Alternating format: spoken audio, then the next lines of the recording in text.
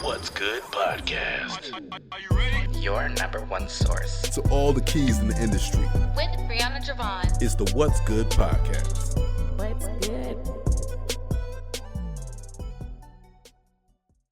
Hey ladies and gents, this is your girl Brianna Jovahn, and we are here with another episode of What's Good podcast. We are still in season 8, and we are talking about real estate investing. We have another guest with us. His name is Davarus Bell. How are you? I'm doing well. That's good. Well, thank you for being here. Well, I'm happy to be here. That's good. Okay, so as you guys know, we always start off with an icebreaker, and let's go ahead and get into it. Davarus, if you could live in any type of home, from a modern city penthouse to a rustic farmhouse, what would you choose and why? Out of those two, Mm-hmm. I would say the farm-style traditional home. Land had to be like a lot of land, not too far from the city, so I said an hour away from the city. Okay, so you still have access in and out? Using the DFW as an example, so let's say somewhere in Kaufman County, Ennis, Tyler, Terrell. Well, no, I probably won't go that far, but Terrell for sure. Forney, I was about to ask you. something like that. All right. Yeah. So I'm noticing a lot of people now living in Forney. Yep. Is there a reason? I know it's like real estate people have more information than us normal folks. Taxes are low. Yeah. Forney is about to hit a boom. So the people who bought into Forney, you know, from 2016 up until today, if they decide to sell in the next year or so, they're gonna make a lot of money. For people looking for that low monthly payment, you know, decent schools, you know, diversity, it's a pretty good place. And they got a lot of stuff, you know. They got a HEB coming, they got a Target, Buffalo Wild Wings, they just completed, they got a Walmart, they got Kava, that's my favorite spot. So they got a lot of good stuff. You never heard of Kava? No. It's like the Rolls Royce of healthy food. So actually, I have it's better heard, than as you Chipotle. said. It's 30 times better than Chipotle. Because people don't eat Chipotle no more. I definitely. But Kava is very good. It like a is modern real fresh. Mediterranean food, yeah, fresh. Okay, so let's get into our genuine conversation. I always start off with who is the guest. So for you, it's who is Davarus? Not the smile. Because I don't be knowing how to answer this, so I'm going to just knock out some bullet points. So from Mississippi, ex-basketball player. I do real estate right now currently. I was a car salesman. I was a finance manager. I've been incarcerated there 8 years for selling marijuana. I'm a father of 3, raised by my grandparents, and that's it. That's a lot of layers. Mm-hmm. I want to tap into, I don't want to say all of them because I know you probably don't have all day. But as far as the transition of everything that you mentioned, how did you handle that from being a father, from being incarcerated, from finance to being a car salesman to real estate? I feel like the biggest thing right there is transition. A lot of people are kind of scared to pivot in certain different ways. But it seemed like you had to pivot, and some of the things you volunteered to pivot to be where you are today. Right. So what does transition look like for you? Well, to kind of go back, for me, at some point you just get tired of the same stuff. You get fed up. Growing up in poverty, at some point you just get tired of poverty. For me, going to prison, meeting a man who basically, God put him in my life. He put me in that prison, he put that man in prison there for me because a week after I was released, he died in prison. Oh, wow. So he was there for me. The Archangel Gabriel came to the Prophet Muhammad to tell him to speak, and he was an illiterate man. The Archangel Gabriel was the same person that came to Mary and told her that she'll be born of a child and she was a virgin. Frederick Showers was the person who I met who told me, you are better than prison. You deserve better. You can be better. You can do this. You can do this. You can do this. And I hate words of affirmation. I hate pep talk. I don't need it. But he did that to me every single day while I was in prison. I was incarcerated 8 years, every single day. Never not a day. He could be having a bad day. He could have got some bad news. He still was just like, you're going to be great today. Don't forget you just passing through. every single day. I love those words. Yeah. Like you mentioned, when it comes to affirmation, things of that nature, that's not for you. No. What made you actually sit down and receive those words? Because he was legit pouring into you. What made you at one point like, I'm actually going to listen to this man giving me these nuggets, giving me these seeds? I don't care who you is, you got to be coachable. You can be one of the greatest coaches in sports history, Bill Belichick, Gino Auriemma. These people are like the greatest, but they still are being coached and taught things that they don't know about or that's new to them. I heard a lady say the other day, she's been in real estate 40 years.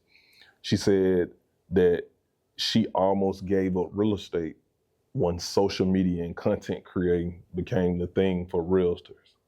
She almost gave up. Then somebody taught her how to work Instagram, how to work Facebook, how to work her iPhone. And she kept doing it, and she's still in the game. So we still have to be coachable. We got to be able to learn and receive the things people are telling you. I was so tired of trying to do it my way because my way got me locked up. I just surrendered, and I used to pray every single night, ask God for wisdom, knowledge, and understanding. And then once I found out that God is not going to sit down on my rack in prison and give me a book or talk to me and tell me, hey, Davarus, this is wisdom, knowledge, and understanding. This is what you needed. This is what you needed. All that. He was going to take me through things for me to learn from it. Absolutely. And so that's when I was like, come on. So. That's beautiful. Okay, so I want to discuss next from, you said finance manager, car salesman, now real estate. So within these 3 chapters, how did you get to real estate? Did somebody pull you this way? Did somebody pull you that way? Or did you just read about the industry and knew that's where you wanted to go? How did you get to real estate? I always wanted to be in real estate. Always, like always, some way, more so of an investor, like buying and flipping and stuff like that. But at the time, I'm a provider. I believe in just getting up, going to work, doing what you need to do to provide for your family. Especially when I got tired of chasing dreams. I was at a car dealership. I was the man at the car dealership. Coming home from prison, I moved here, worked a bunch of odd end jobs. I tell this story a lot. Go to the Apple store. My girlfriend told me, Davarus, you need a computer. In order for you to be successful, you got to have a laptop. Never owned a laptop before in my life. Didn't want to take her money. She said, I'm going to loan it to you. She's like, you're from Mississippi, you're a man, you got pride, all that type of stuff. I'm going to lend you the money. So she lent me the $1,700, go to the Apple store, buy me a MacBook Air. Guy sitting across from me, he was, trying to buy phones, where you can lay the phone and charge the phone and stuff like that. He was like, hey, I'm tired of people going into my office stealing my charger, so I'm thinking about getting a charger like this. And I say, man, I think you should get this type of charger simply because by getting this charger, it's going to be hard for somebody to just come behind and steal it and, walk away with it because it's so big, all this type of stuff. He was like, man, you're right. Told the people, hey, let me get 2 of them. Matter of fact, let me get 3. Let me get 1 for my office, 1 for my wife, and 1 for home. He said, man, you should be a car salesman. I'm like, hi, man, I can't be no car salesman. He said, yes, you can, because look at what you did. You did this. And I'm like, man, I'm gonna be real, man. I just came home from prison. I didn't graduate college. I dropped out of college trying to play basketball. In high school, I got kicked out of high school. I got a GED, blah, blah, blah. I'm telling him all these things are the reason why they not gonna hire me. Because most people who get out of prison, they ain't doing this. Right. So they give me the job, start working there. Everything was cool. I'm not gonna go into details about me putting my hands on one of the owners of the spot and what he said. But he said something super disrespectful. And one thing I don't play about, I do not play about women. I don't play about black women. I definitely don't play about old black women. I raised by my grandmama, and I don't care who you is.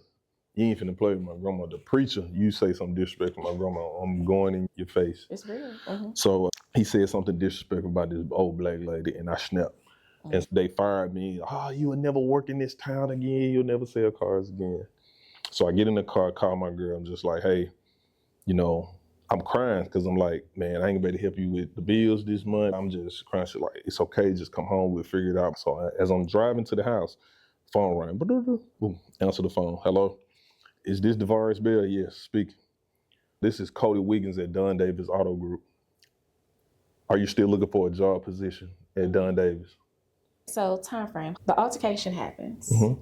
You go home and you I ain't go home. call. I ain't go home. So I you was still in the driving. car? I'm in the car driving. So it's the same day. You haven't even put Same in no day. applications, no nothing. I've never applied for a job at Dunn Davis in my life. That's what I'm like. Let's get Never. the time frame. And he said, can you come Thursday? Are you still looking for a position? And I'm like, yeah. Can you come here Thursday? I said, no, I'm dressed now. Just came in, talked to them, met with Cody, met with Abraham. They was like, we like you. We would love to have you in, but tell you now, you got to shave your chin hair. Because Dunn Davis is more of a traditional car dealership. They like by the book and structure, all that type of stuff. I told him, I said, look, man, I ain't shaved. I'm bald already, so you want me to shave this out my face like a booty. I like, no, I ain't doing that. I said, I ain't doing that. So he was like, we got to talk to one more person. And then went and talked to the general manager. General manager like, look, I heard your story. They like you. You know, I'm cool with it. And I said, man, I'm going to just be real. I want the job, but if I got to shave this, I can't be it. He said, I'm going to tell you right now, if you sell X amount of cars every single month, you can keep your chin hair. Because you put in the work at that point. Yep. He said, you can do what you want to do. From November 2018 until I left in 2021, I was a salesman of the month every single month. I ain't mad at you. I ain't mad at you. 300 cars. 300 cars a year. That is amazing. Yep.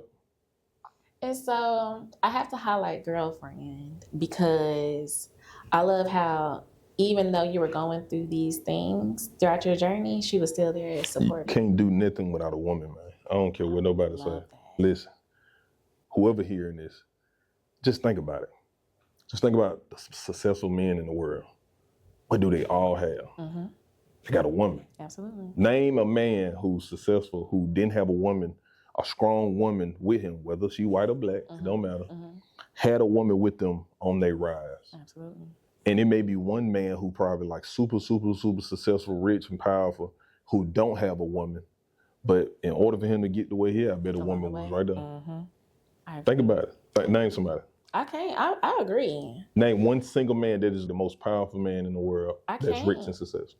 As far as rich and successful, I would say Bill Gates comes to mind. Bill Gates had a woman. He had a woman. And they got a divorce. Mm-hmm. Absolutely. But she was there, so many years. Let's go sports. LeBron James, married. Yeah. Football. Who's the greatest football? Tom Brady. And then divorced her after he retired. Yep. Yeah, but no. But she divorced him. Yes. Yeah, because and also her point of view, I do understand because I went through this as well. When you're trying to be successful and you're not spending time in the house, and the women don't care about your money. The ones who love you, they don't care about your money. They only want one thing, your time. That's it. And so all of the greats, they got wives, they got girlfriends, they got a woman in their life. So I don't care what nobody say. They can tell that to like the young generation. I'm 37, so you can tell that to the young folk, you can tell that whoever. Every man that I know, every man I've watched became successful when they settled down with one woman and focus on that one woman and focus on family. Everybody. No, I agree. Folks think they can just do it by themselves. Man, listen, you better get you a woman and sit down. Okay, so let's get back to real estate. Okay. I want to talk about because I think you said 2021 is when you came over. Yeah. So 2021. You're learning, you're getting all this information, of course, to be the best of the best. So we got to go back. So walk me through of when 2021 comes. You're transitioning from top salesman now to real estate. Okay. What does this transition look like? So I'm in the hospital and get my gallbladder removed. Not only do I have COVID, go home, COVID, wake up, start having gallbladder issues, extenuating pain. Go to the hospital, have surgery. I was promised a position at Dunn Davis as a finance manager because I was already doing finance stuff while being a car salesman. I was with my clients through the end of the process. Only thing I did was take that client to the finance manager with the numbers. The only thing I had to do was sign paperwork. But I wasn't making money on the finance part. And being the top salesman, the only thing I ask is either give me a position or give me a cut of the finance part. And they wouldn't do it.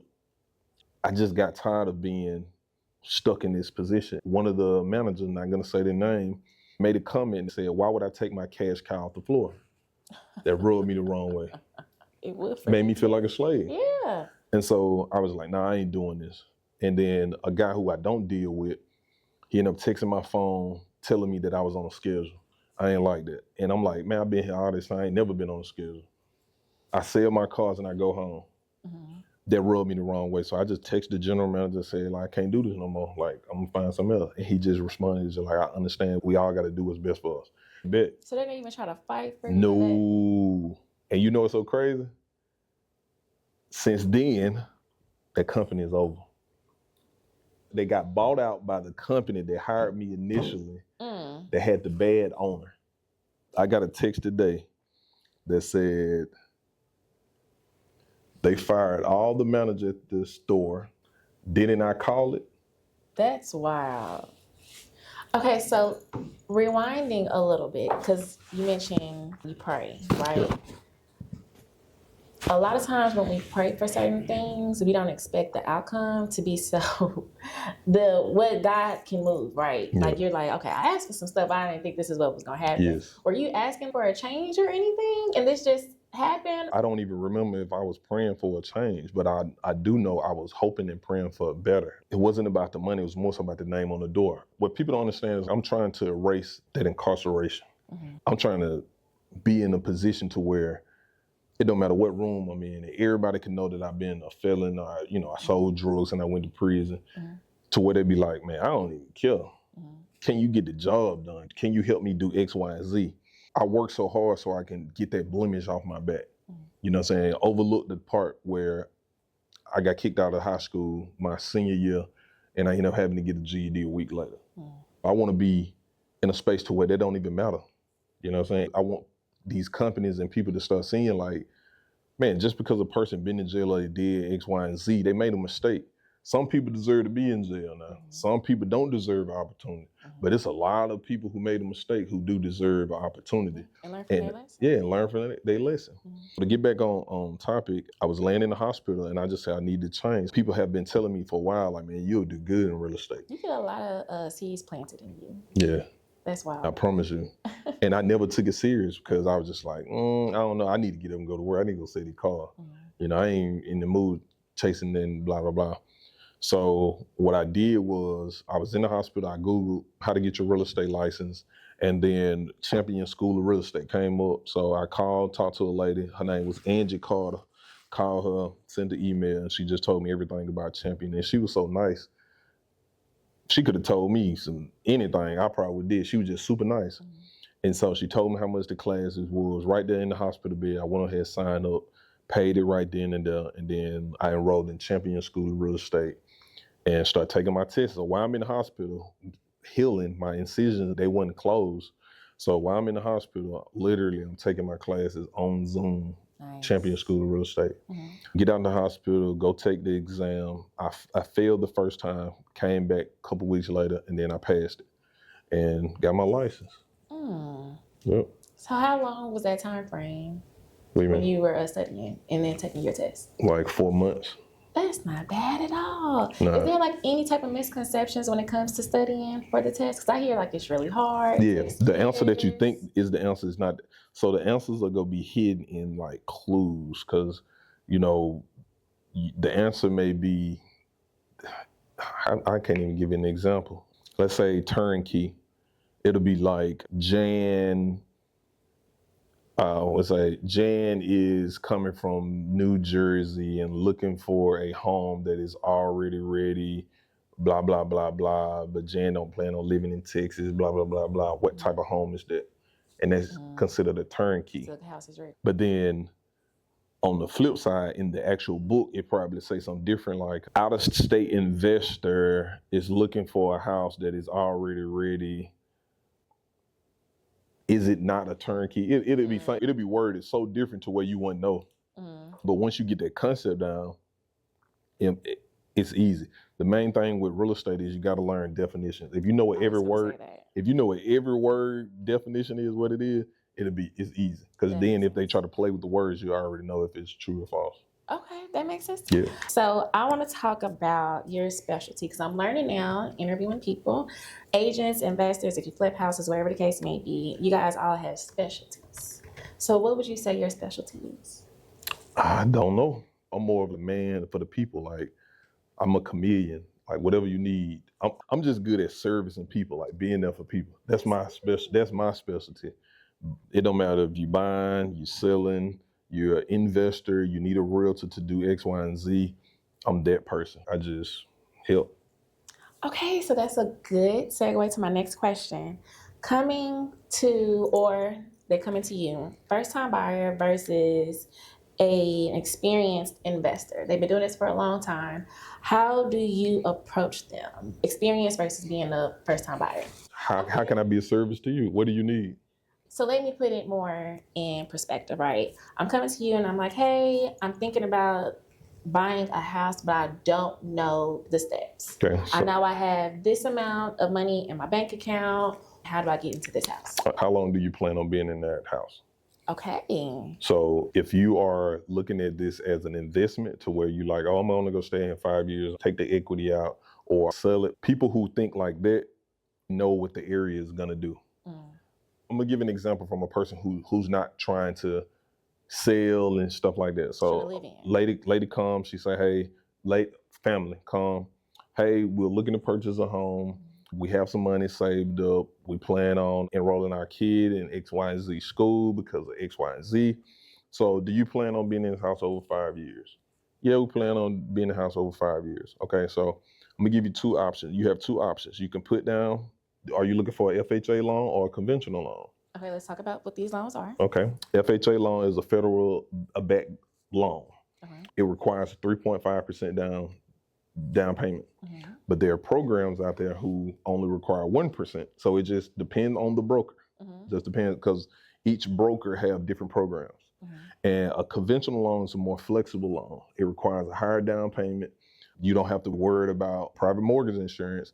This is the insurance to help the lender protect their money in the event you default on the loan. Gotcha. So you have an option, conventional, FHA. Conventional is going to be for the person who has a higher credit score, who has a higher down payment, and who's a little bit more, they are more knowledgeable about loans because they prepared for it.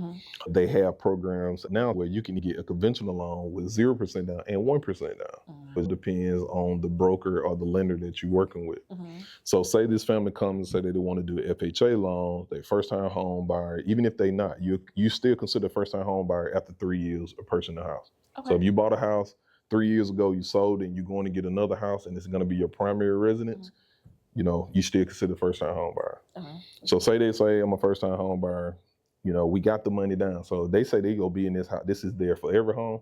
I'm gonna simply ask them, why would you put the money down when there's grant programs and the mortgage programs where you don't have to put any money down? So you're asking these questions proactively, yes, just to make sure, okay, let's see what type of opportunities they have depending on this scenario. Yeah, so the biggest issue that I have with realtors, I'm gonna keep it real. Like, I'm not social like that. Like, my friends are my friends.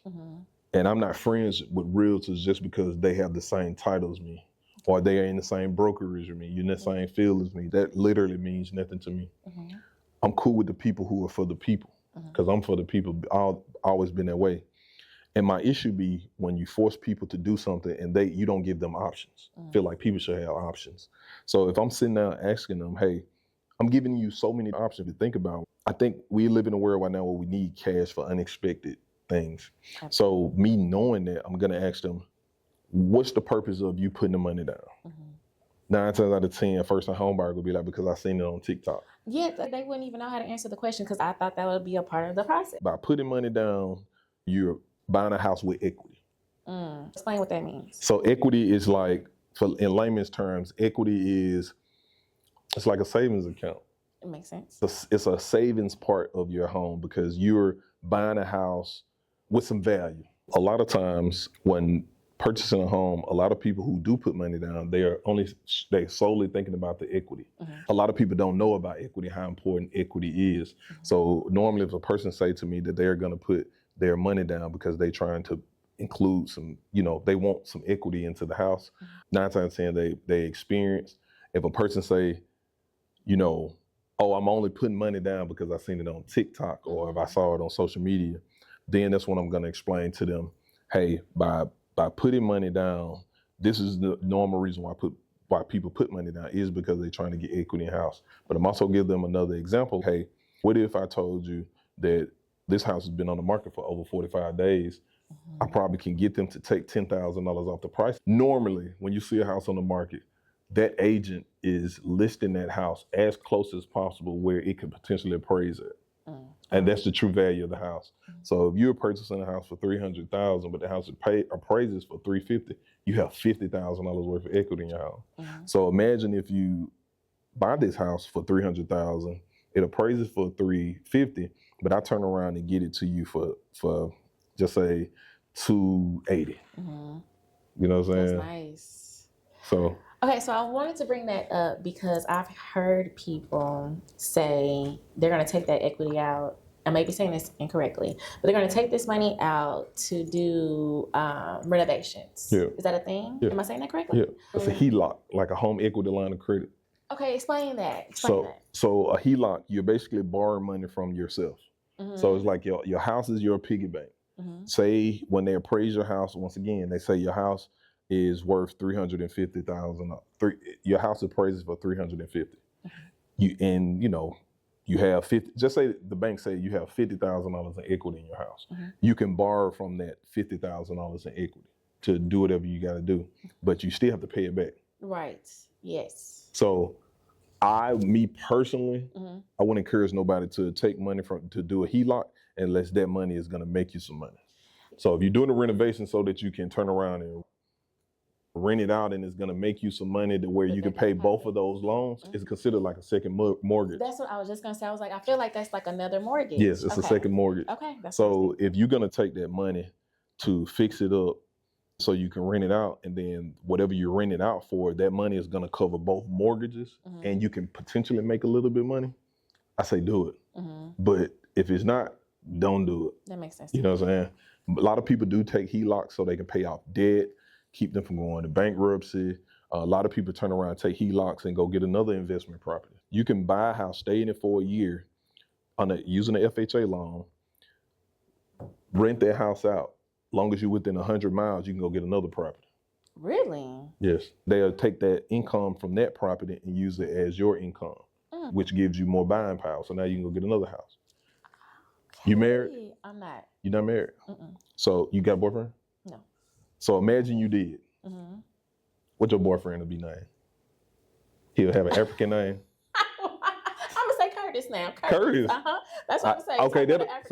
Okay, Curtis. So Curtis is from East Texas, Tyler. Okay. So you and Curtis, y'all are together. People on the internet like to say this is not true. There are people who get married and they keep their same name. They do not share the same last name. I know some people now. So once this clip go out, it's gonna be people who are gonna be like, oh, so how are you married and you got different names? Shut up. It happens. So say you and Curtis' last name is Johnson. And then you take your name. You can go get X amount of properties. Let's say you get 5 properties in your name. Curtis can get 5 properties in his name. Y'all can turn around and rent all 5 of these properties out. Say hypothetically, y'all get $1,000 each. And this fake, because that's not true. Y'all, these 5 properties he got, 5 you got, y'all getting $1,000 each. Y'all making $10,000 off these investment properties. And then y'all can turn around and take that $10,000 that y'all are profiting from these properties, and it can be paying for this big house that y'all live in East Texas, this ranch that y'all live in, this whatever that y'all live in. Okay, I'm seeing how that works. You know what I'm saying? It's so many different ways that you can do it. And like I say, this is for certain people. It's not for everybody. It can potentially happen that way. You stay in the house for a year because you gotta fall into the FHA guidelines when it comes to fixing and flipping. Because it's yes, you got to own the property for at least 90 days before you can turn around and resell it. But then with the FHA loan, you have to live in it. It has to be your primary residence for a year. So even if you buy a fixer upper that's good enough for you to move in, and while you're staying in it, you're doing the upgrades to the house. I know somebody is doing that right now. Yes, do it smart. Whoever doing that, tell them salute to them. Because I didn't realize what she was saying until she was like, we're not actually going to be moving in until December. No. No. Hispanic? Not. Yes. Doing it. Listen, this is what I say. This is what I preach on the internet. Crazy. This is what I preach on the internet, and I'm finna go deep right now. We don't do that. And it hurt me because, and I'm friends with a lot of Hispanic. One of my close friends, Zabdel and Juanita. These are like my brothers and sisters. They just lighter than me. Love them to death. The things that they're willing to live in for the greater good. And then you got people on this side, like our people. Yeah. I'm not standing there because of this. I'm not doing this. I want to go live in Highland Park. I want to go live X, Y, and Z. I want to be downtown. But then again, you're not thinking about the taxes. Yeah. You want to live in Highland Park in this house that you're going to potentially foreclose when the taxes hit you. You know what I'm saying? A lot of people can't deal with a $15,000 tax bill every year. You get what I'm saying? So when people say, hey, I want to move to Mansfield, first thing I say, I stay in Mansfield. I stay in South Point. Can you deal with a $15,000 a year tax bill? Absolutely. No, I can't do that. Oh, you don't want to be down there then. It makes it look good, but just like getting a car, you can get this nice car, but keeping it together because I want a Range Rover, but yes. Okay, you want a Range Rover, but did you know that the maintenance is going to be high? Absolutely. And I had a Range Rover. I had 3. So if I tell you that it costs $700 to get your brakes and stuff like that, do you still want it? Nah, they're going to say nah. Did I tell you it's $200-300 to get your oil change? You still going to want it? They're going to be like, nah. So it's crazy. If we can get that shift, the margin at one point in time, whites, blacks, Hispanics, Asians, Indians, Native Americans. This is how it was set up when it comes to homeownership. Now, whites, Hispanics, blacks, and others is right here. And others, they do others because it's Indian, they're considering Indians and Asian right there. And these ain't nothing that I just made up. You can literally go on so many different websites, the National Association of Realtors, and have these maps showing you the economic charts of who's buying houses versus who. Wow. And then we in times right now where big companies, so just say Comerica, they may invest a portion of their holdings into real estate. Right. Let's say you stay in a house. Yes. You ever stayed in an apartment? Yes. Give me an apartment that you stayed in. It was in Houston. Hollyview? I think that's what it's called. It was years ago. Just say Hollyview Holdings. Right now, the occupancy at Hollyview Holdings is probably 70-80%. The CEO is probably like, man, we got to get more people into these buildings because we lose the money when we don't have this thing at least 80 to 100. We lose the money. You know what they do? They take some of their money, they can go buy single-family homes. Hollyview Holdings now owns 30 single-family homes. If I can't get you over here, I'm gonna get you over here. Because it's still a part of the, not property, but what would you call that? Because it's still a part of the same contract, make sure that these places getting filled? No, it's a monopoly because it's a monopoly because I'm finna go buy all the single-family homes. Companies are coming together and they're putting their money into single-family homes because so that they can increase the rental rate. Oh. So it's a game.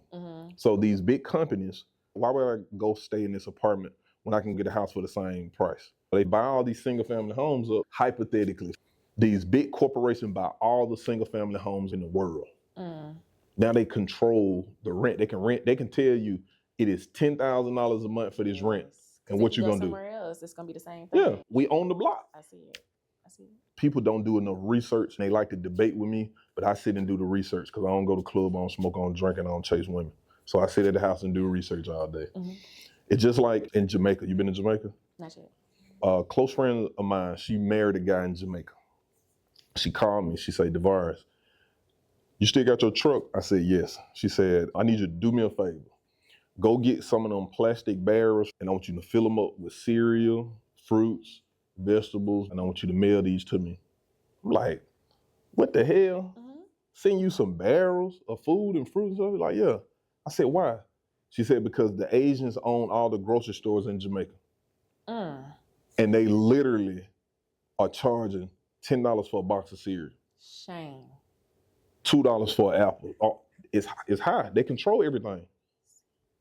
They control the import and the exports in Jamaica coming in and out.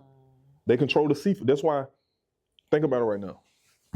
When you want seafood, where you going? I just had this conversation with somebody. The people in the kitchen, yes. No, I agree. They own the import and export. They own in these ports where the seafood and stuff is. If you go to places like Rhode Island, up there, they own it.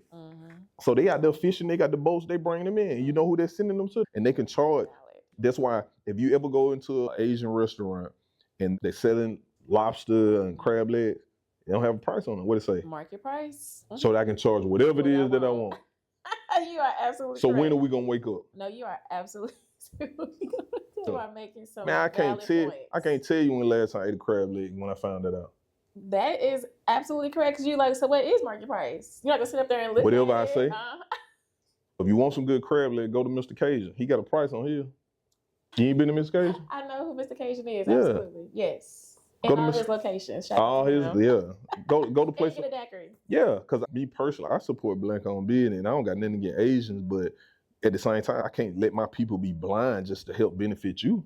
You're correct. That's just like me knowing they shooting out there, and then I'm running past folks, and they ask me what's going on, and I'm just steady running.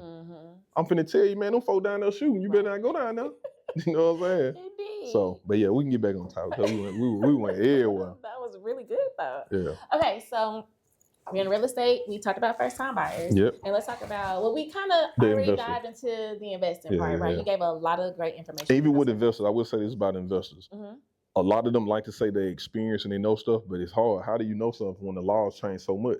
That's what I want. That is very, very real for me. There's been a rhythm with the conversations of how do you stay updated, because things change so much in the industry, and making sure that your clients, even if it's new clients that come along, right? How do you keep them updated, especially the ones that's investing? Because they're probably going to come to you again to get another property. Continuous education.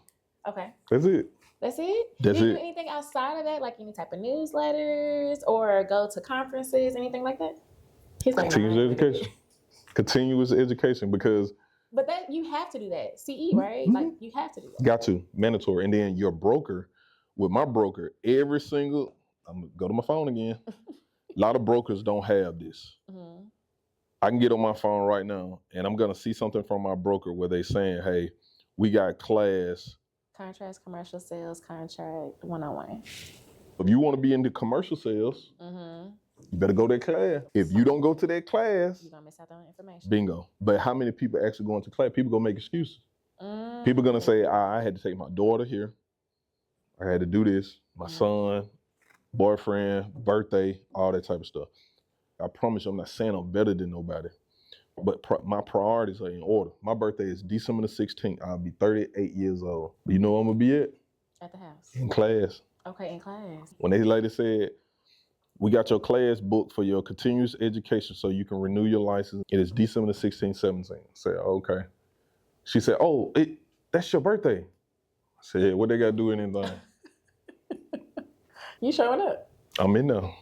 Because priorities, man, people don't have them nowadays. That is true. People want to be lit. They want to go out. They want to go to the club. They want to do that. And that's why we aren't where we need to be as a society. Even in real estate, black realtors, it's a lot of black realtors.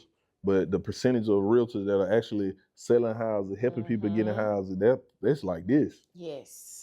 People see that guy less. Everybody want to be him. Oh, I want to be less. He just bought a Lambo. He's just sold $1 million house. He just sold Derrick Henry house. He want to. But are you willing to do what he's doing to get the house? Are you willing to stay up all night? Which I don't know how his routine is, but you don't see real estate agents who's successful and thriving. You do not see them clubbing, partying. You don't see them. They get into it. They networking. They in the right places. They have the connection for the protection. A lot of people don't want to do that. So we're going to continue to be at the totem pole till we wake up and really start working hard and putting our people first, put our clients first. There was a lot of light bulbs in my head when you were saying that. For the people that's listening, I think it's very important for me to touch on this. Mm-hmm. How do you stay obedient? How do you stay tunnel vision? How do you, if there's any type of strategies or any knickknacks, anything of that for somebody that's listening that stay distracted, or, you know, they have their mind over here when they should be over here. You're a man of helping and servicing people. For somebody that's like, I want to get on the right track, but I just don't know how. I don't know how to switch my mindset. I don't know what these things look like. Because for one, I've never been in a room with people that can help me and provide these resources. Mm-hmm. So what would you tell somebody that's looking to shift their mindset? You told them, shift their mindset. Mm-hmm. The things that you are accustomed to, you got to change it. Like, I was accustomed to a certain lifestyle, and I didn't want to do it no more. I didn't want to sell drugs no more. Mm-hmm. I didn't want to be poor no more. I grew up in a trailer in Mississippi. We used to have to use the bathroom in a bucket. Mm-hmm. So if I'm tired of using the bathroom in a bucket, what do I got to do? I got to get out here and make some changes. And a lot of people aren't willing to do that because they feel they're going to be judged. They feel they're going to be looked at a certain way. The guy who don't want to do it, who got to be in the club or be in the mix with these girls because he want a woman so bad. When I see people like that, I think I automatically associate it with some type of mental health. A person who always got to be with somebody, around somebody, they need to do a self-evaluation on what's wrong with them. But you just got to always be around somebody. So for me, I live by the 3 Ds: dedication, determination, and discipline. I want to be successful. I want to help people. How can we grow as a society if the Black woman is not properly elevated? How can we say that we are men when our women and children had to depend on a whole nother race of man for food and shelter? How can we say that we are anything when we are not cultivating no natural resources? Agriculture. We got to depend on a whole nother race of man to feed us and provide us with shelter. What I mean by that is, majority of the agricultural businesses out here, they're owned by another race. Home builders, owned by another race. Clothes, owned by another race. How many Black-owned brands you got on right now? None. A lot of this is thrifted, by the way. But still. I'm a big thrift. None of them, I don't think. Think about that. A valid point. So at some point, we got to wake up and be like, man, what is important? I agree. And you can't be so selfish to where you don't think about other people. So if I gave you my hand and I say, give me $20. Try to give me $20. Yes, I get the... For people who's not watching and listening, his hand is closed. Like, he's not willing to open up to what's going on. You can't receive nothing because you're so closed in. Yes, closed in. Yes. When you open your hand for somebody to put something in there. Absolutely. It was called expand your horizons back in the day. Yeah. When you like this, you can't get, nothing ain't coming out, nothing can't get in. But the moment you open your hand to give something out to somebody, you put it right there for somebody to put something in there. I agree. Granddaddy taught me that a long time ago.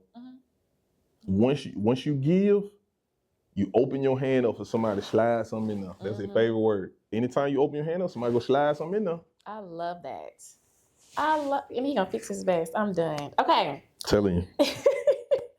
Okay, so now we're gonna go to our other side of our questions. Okay. The next segment is called highs and lows. Okay.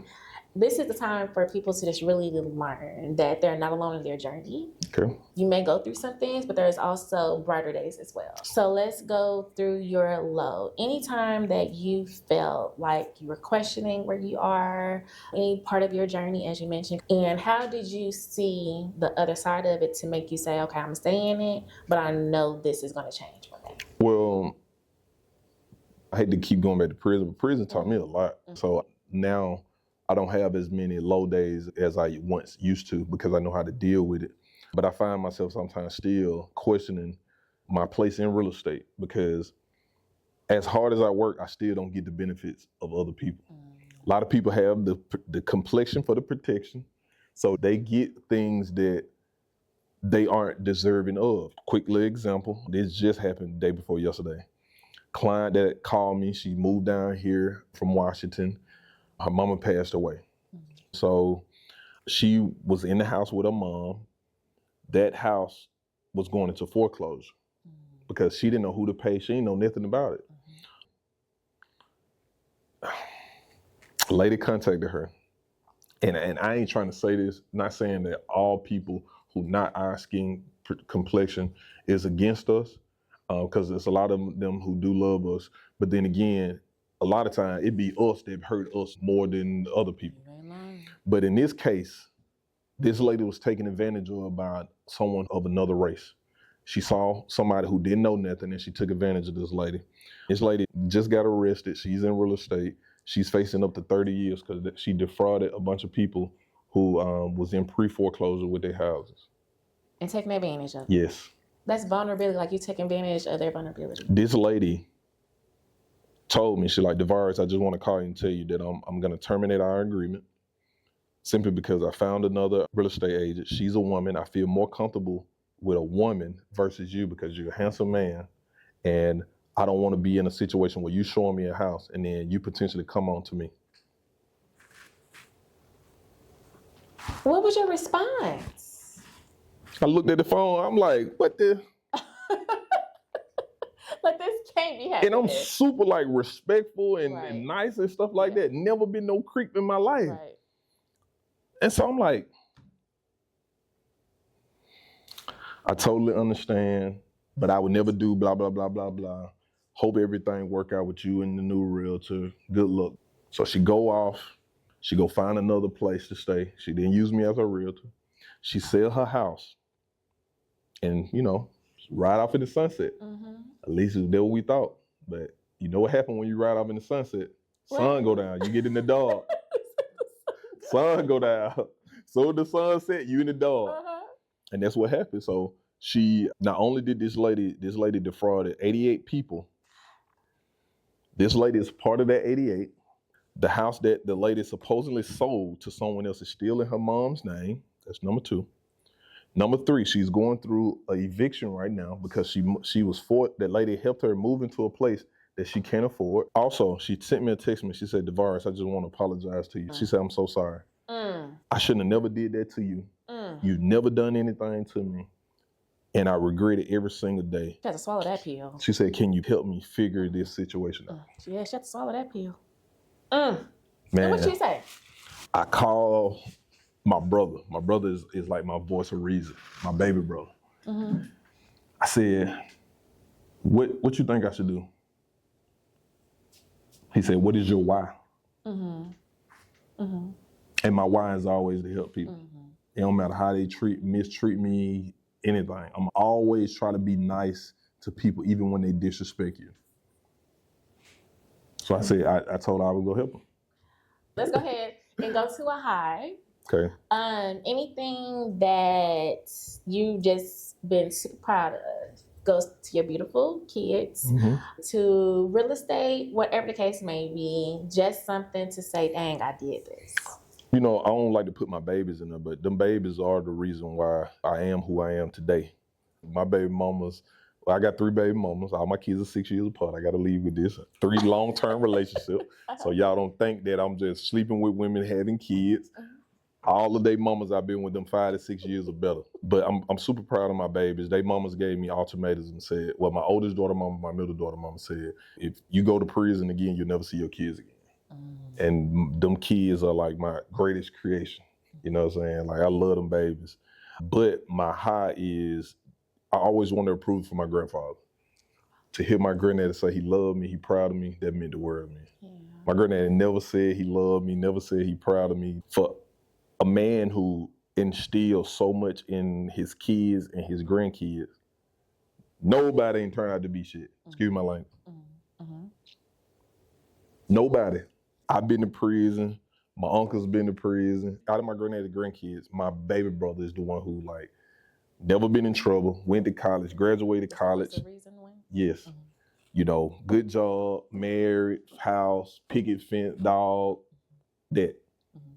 But he was never around my grandfather. Mm-hmm. He was raised by his godparents, but it was me. He considered me like one of his kids because me and my uncle, me and him are only like 2-3 years apart. My mama youngest brother, we got a couple years apart.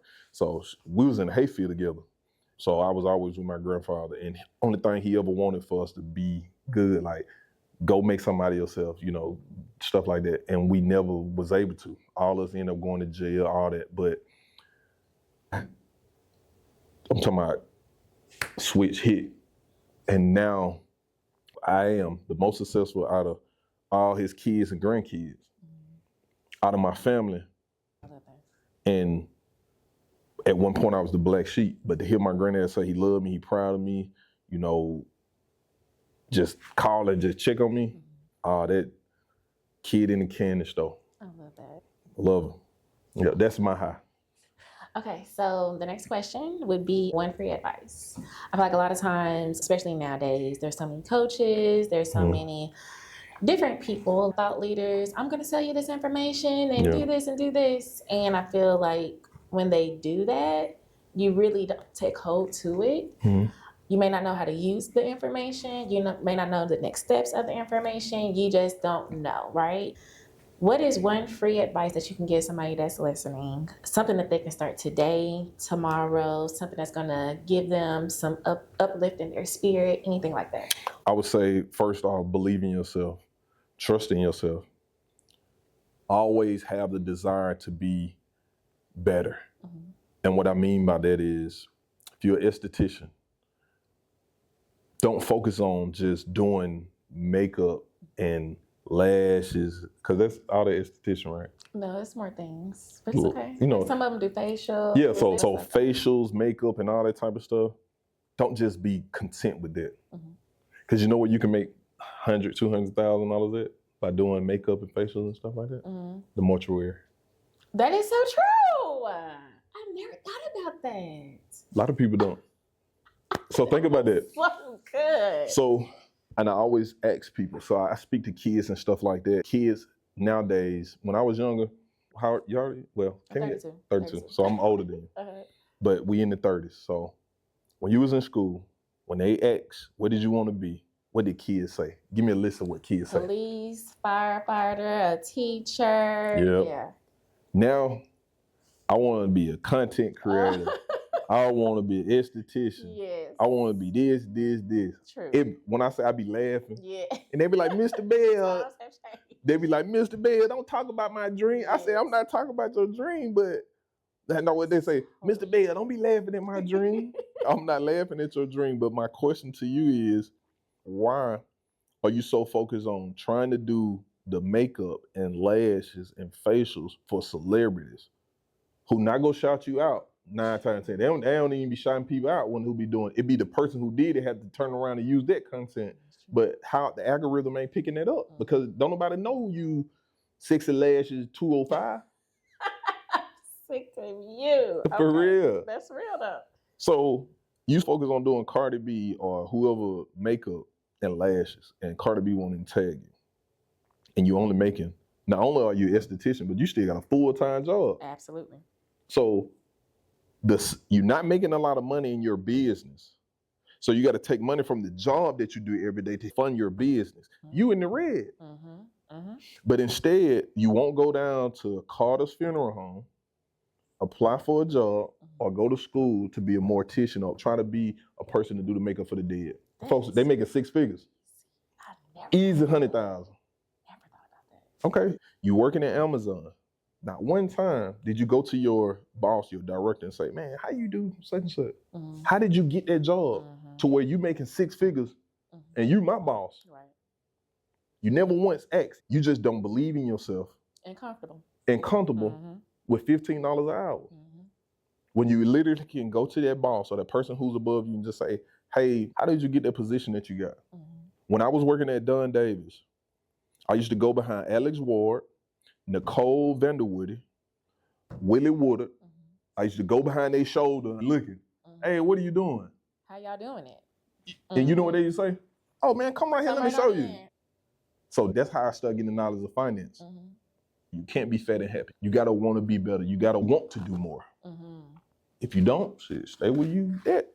And You know, when you die, somebody had to turn around, have a fish fry, sell some t-shirts to put you in the ground. Or you could put yourself in a position, get you some life insurance, get your folks some life insurance, and set the next generation up to be successful, as well as teach them on when you get this money, what to do not to mess it up. Tell the people how to get in contact with you if they're looking to get into investing into real estate, getting their portfolios right. You can call me, 817-617-9654.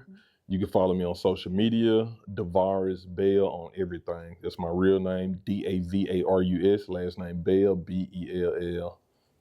That's it. Boom, he gave it to you. Okay, so last question is called Motivational Moment. Okay. I am going to share my thoughts on this quote. Okay. It's usually like a quote, a verse, anything of that nature. Usually it does go with what we talked about, and I think it does. So I'll read it, I'll share my thoughts, you share your thoughts, and it's a wrap. Okay. You ready? Yeah, I'm ready. The only limit to our realization of tomorrow is our doubts of today. So I do think this goes into our conversation today. Only reason I feel is because limitations. I think a lot of times we get stuck, like you mentioned, the fat and happy scenario. I think a lot of times we get very comfortable. If things are going well, we're still paying our bills, we can still go out, we can still do these things today.